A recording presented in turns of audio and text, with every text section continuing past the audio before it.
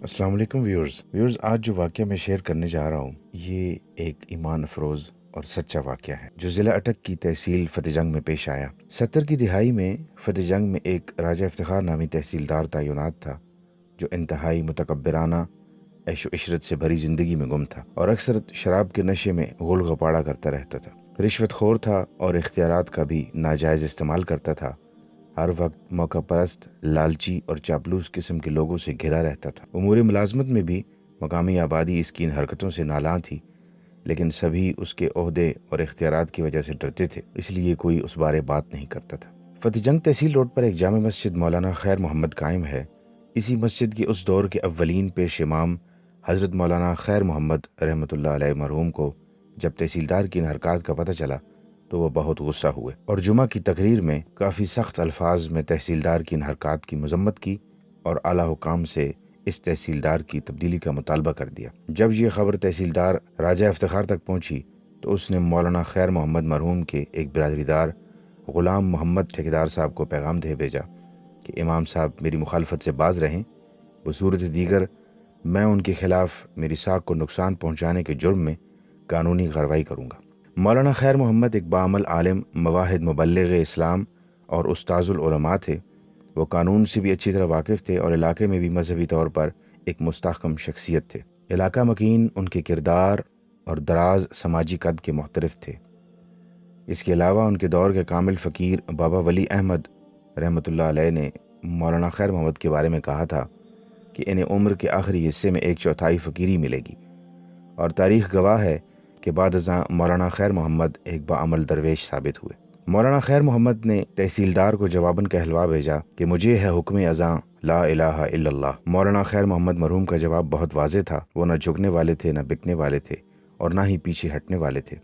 وہ اپنے موقف پر قائم رہے اور تحصیلدار کی برطرفی کا مطالبہ زور پکڑتا گیا۔ اس پر راجہ افتخار تحصیلدار سیخ پا ہوا اور آپے سے باہر ہو کر مولانا کو نقصان پہنچانے کی منصوبہ بندی کرنے لگا۔ بااثر شخصیات نے دونوں حضرات کو سمجھانے کی کوشش کی، لیکن راجہ افتخار کی طرف سے معاملہ لڑائی جھگڑے تک جا پہنچا۔ مولانا خیر محمد کی بیٹھک کا دروازہ ہر خاص و عام کے لیے ہر وقت کھلا رہتا تھا۔ ایک دن مولانا خیر محمد مسجد کے سامنے واقع اپنے گھر کی بیٹھک میں بیٹھے تھے اور قرآن مجید کی تلاوت فرما رہے تھے۔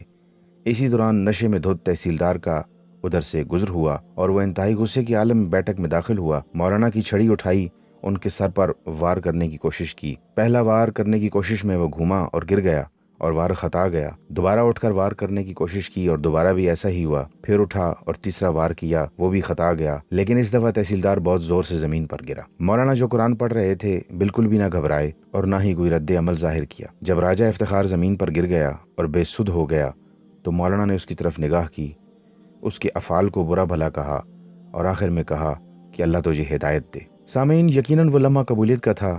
راجہ افتخار کی کیفیت بدل گئی۔ وہ اٹھنے سے پہلے توبہ کی وادیوں سے گزر گیا۔ اللہ نے اس پر رحم و کرم کر دیا۔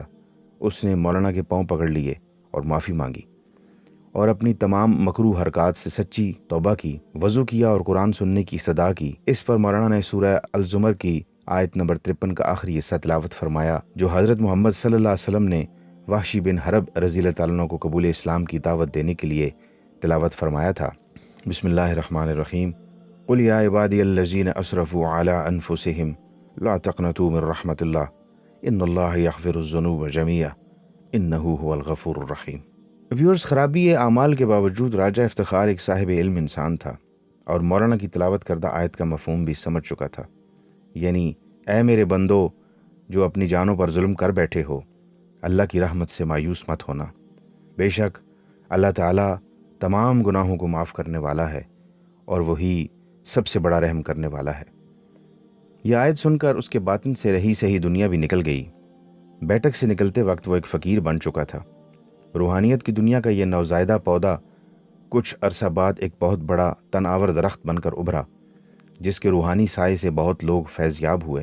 راجہ افتخار نے دنیا داری اور نفسانی خواہشات سے قطع تعلقی اختیار کر لی اور مولانا کو اپنا مرشد مان کر اسلام کے راستے پر چل پڑا۔ ریٹائرمنٹ تک راجہ افتخار ایک درویش بن چکا تھا۔ جب وہ اپنے علاقے پھل گراں پہنچا تو وہاں کے عوام کو اپنے علم و عمل سے سیراب کیا۔ وہ مولانا خیر محمد کو اپنا مرشد مانتا تھا اور اکثر قدم بوسی کے لیے حاضر ہوتا تھا۔ اکتوبر 1991 میں جب مولانا وفات پا گئے تو یہ خبر بذریعہ اخبار تیسرے دن راجہ افتخار تک پہنچی۔ وہ اسی دن فاتح خوانی کے لیے حاضر ہوا۔ قبر پر حاضری کے دوران گھنٹوں بیٹھ کر روتا رہا اور دعائیں کرتا رہا۔ پھر دوبارہ کلخانی پر آیا اور مسجد مولانا خیر محمد میں خطبہ دیا اور مولانا کی خدمت کا اعتراف کیا اور اہل علاقہ سے معافی کی اپیل بھی کی۔ اہل علاقہ اس باریش و پرنور شخصیت کو پہچان ہی نہ پائے۔ سبھی حیرت زدہ نظروں سے راجہ افتخار کو دیکھ رہے تھے اور قدرت کے فیصلے پر خوش ہو رہے تھے۔ راجہ افتخار نے اپنے گاؤں میں اپنی بیٹھک آباد کی، جہاں سے اسلام کی روحانیت اور رشد و ہدایت کی کرنیں اہل علاقہ کے قلوب کو منور کرتی رہیں۔ مولانا کے انتقال کے 10 سال بعد راجہ افتخار بھی وفات پا گیا اور اپنے گاؤں پھولگرام میں دفن ہوا،